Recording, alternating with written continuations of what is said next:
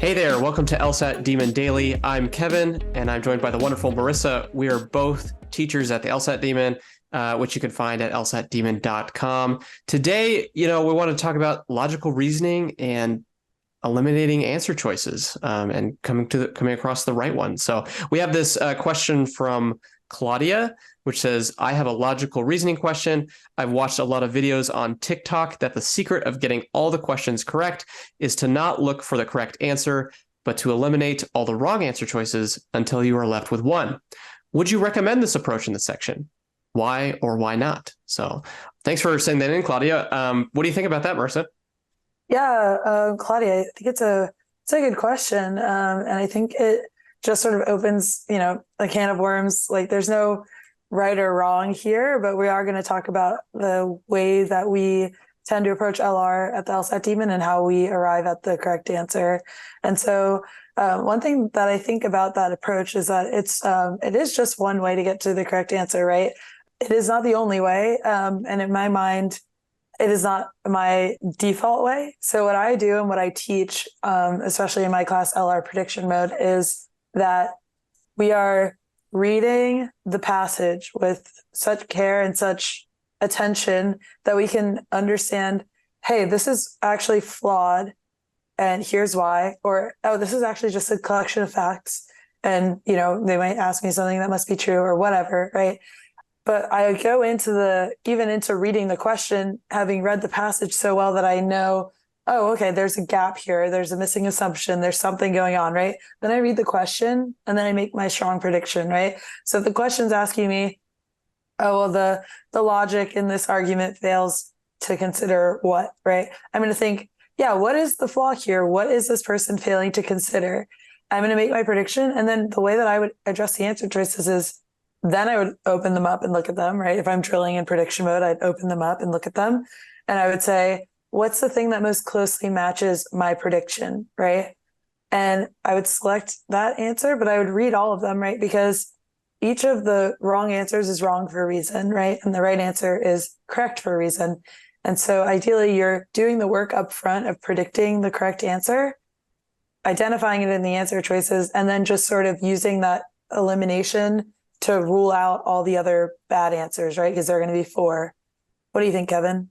Yeah, no, I think that's exactly right. I read this and I think the secret of getting all the questions correct, how mysterious. And I'm like, I wish there were tips and tricks that you could just use and you'd get everything right on the LSAT. But, there is not really a secret. It's the secret, if you want to stretch your imagination a little bit, is understanding the passage, understanding the question, understanding the answer choices.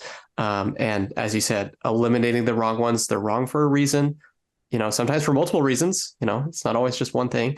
And the correct answer will stand alone. It will pop out. You'll see it. It's like shining angelically, like this is the answer right here. And your prediction, I think you're totally right about predictions there.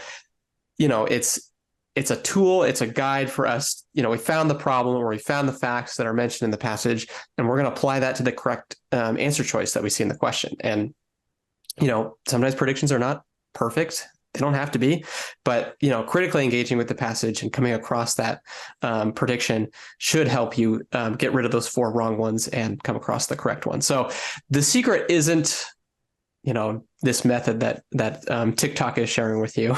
Be wary of TikTok, I guess. But, answering the question and eliminating the wrong ones, being super aggressive about that is a totally valid way to go through it. Yeah. Sometimes looking for the correct one is easier for a certain question. Sometimes the other one, another question, it's easier to just eliminate the wrong ones. And, they're tools for you. So that's how I would look at it.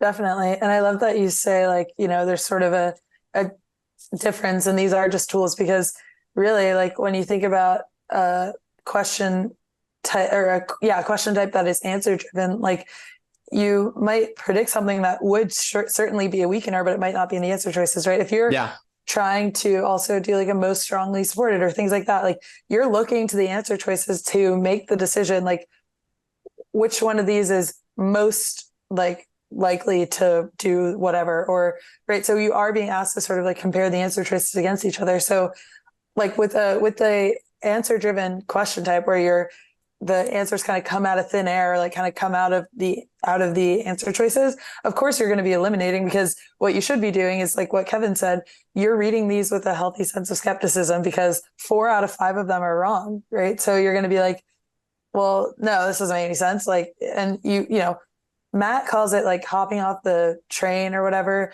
right? Like, when do you hop off the train? Like, you don't have to ride this thing to the end if there's already something in the first 2 words that make you skeptical, right? If you get a passage that tells you some paintings are like this and some paintings are like this, if it says, oh, so we can conclude all paintings, then you're like, I'm off the train, right? I don't even need to keep going, right? So like that skepticism, and also like, yeah, that's how it is process of elimination for some question types, but it's also like engaging with these things in a way that's like, I know that you're probably not right, because there's only like the 80% of you are wrong, right?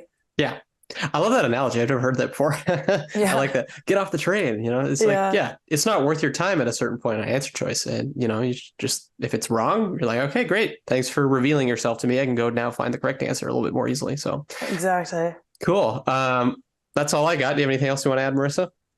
No, I would reiterate that these are tools. So don't marry yourself to just one approach. I would really encourage you all, if you don't already predict, to learn how to predict. And there are plenty of blog posts on thinking LSAT. And obviously we have lessons and classes on it. But it is a really, really strong tool, but it's not the only tool. So I just get out there and work on things to add to your toolbox. Yeah, I agree. Come to class. This is our plug. Come to class and learn some real secrets, right? Cool. Well, thanks so much for listening today. If you email daily@lsatdemon.com, you can ask us a question or share some LSAT or law school admissions news. Thanks for listening.